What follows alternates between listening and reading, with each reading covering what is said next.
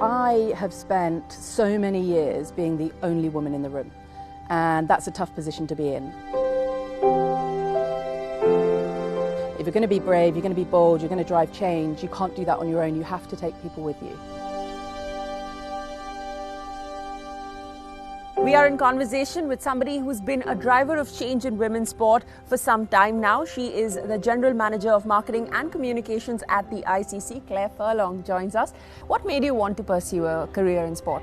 I was always one of those average athletes. I was never a good enough athlete to compete at the international level. In those days, going back more than 20 years, there wasn't the sporting ecosystem that there is now. So sport didn't seem like an option for a job for me. But I did go and make tea at the local BBC radio station on a Saturday afternoon for their sports show. And all of a sudden I realised there was a potential job. The door kind of opened for me and there was a potential job and I could work in sport without being any good at sport. And that was then what I pursued. Through the context of your role at the ICC, what does leadership mean to you? I think it's about inspiring a team to deliver results. For me personally, it's about being authentic and true to my values, which is why gender equity, or equity more broadly, is so important to me. It's also about being brave, putting your head above the parapet sometimes. If you really want to drive change, you can't just stay with the status quo. So you do have to be brave, but in being brave, you also have to take people on a journey with you. If you're going to be brave, you're going to be bold, you're going to drive change, you can't do that on your own. You have to take people with you. Through the course of your professional journey, has there been anything that you've seen or anything that you've heard that has caused you to be an agent of change to drive gender equality? I have spent so many years being the only woman in the room, and that's a tough position to be in. For a long time, I've supported young women on their journey into sport, so I wouldn't be alone. It was that sense of loneliness and isolation that really made me committed to it. And is there something that makes you think, when you look around, to think that, yeah, we're getting there in women's sport particularly? It's the way we're investing in women's sport now. It's not just, I think even as short a time ago as maybe 5 years ago, it was a tick box exercise. It was because a federation or an international governing body had to do it. Whereas now there is a business reason to do it, because fans want to see women's sport. So it's that investment, and then we market the game properly. We host events like the Women's Cricket World Cup here, and fans want to come along. They want to pay to watch these, world-class cricketers play the sport that they love. So it's the level of investment that we see now, and the stature of the women's game. You've been personally instrumental in bringing about a change in the ICC playing conditions, using the word batter and effectively killing the word batsman. How important are changes like these? The power of words cannot be underestimated. I think for me, it's really important that language is inclusive. So if a young girl's watching and we're talking about a batsman, they can't relate to that. They can relate to a batter. They can be a batter. They can't be a batsman.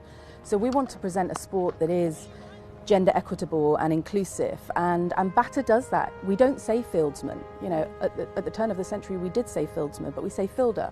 We don't say bowlsman, we say bowler. So why were we saying batsman?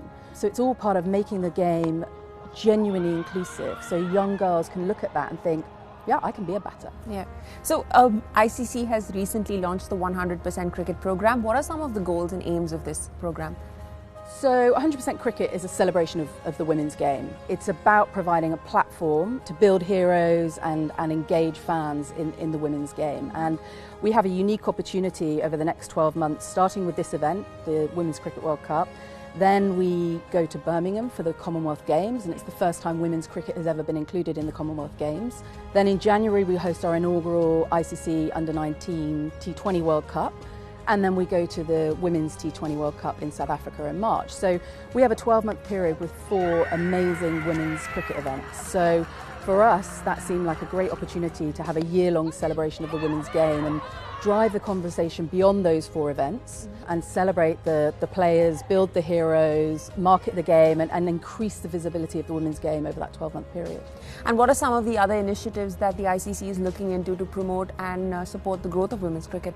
Yeah, so it's one of our identified strategic priorities at the ICC, and I think there's a combination of on-field and off-field stuff that we're looking at doing. So on the field, it's about the FTP calendar, it's about ICC events, and it's about marketing of the game and promotion of the game and building those heroes. Then it's about women in cricket more broadly and how we're supporting the the development of women in cricket. We're also running a leadership programme, 100% Cricket Future Leaders, and that is a mentorship programme for future leaders in the sport. And it's designed to address the lack of female leaders in our sport by equipping them, creating a community and giving them opportunities. Claire, what makes you proud, or what has made you proud about holding such an influential role at the ICC? Just the ability to influence and drive change and take people on that journey. I think my proudest moment to date, most people would expect, I think, me to say 86,174 people packed into the MCG for the Women's T20 World Cup in Australia 2 years ago, but actually my proudest moment was at Lord's for the Women's Cricket World Cup in 2017, where we sold out Lord's before the semi-finals had even taken place. And we had queues from the gates right up to the tube. I think it was a game-changing moment because people thought, okay, it made people to sit up and take notice of women's cricket for the first time, I think, and realise that it was a genuine opportunity to engage more fans around the world. So for me, that's the moment where I think a lot of people who had previously not taken any notice of women's cricket or not been interested or paid lip service actually sat up and took notice. England have won the World Cup. If in 10 years, when we do interview you, what would you like to say that you're glad has finally happened? Pay parity for men and women, but I also think with that comes financial sustainability and the women's game being able to stand on its own 2 feet financially. And we're already starting to see the shift. We're looking at unbundling women's rights, we're looking at women-only partners, so I can see that happening in 10 years, and if it's a financially vibrant, sustainable sport, that will then be reflected from a pay equity point of view.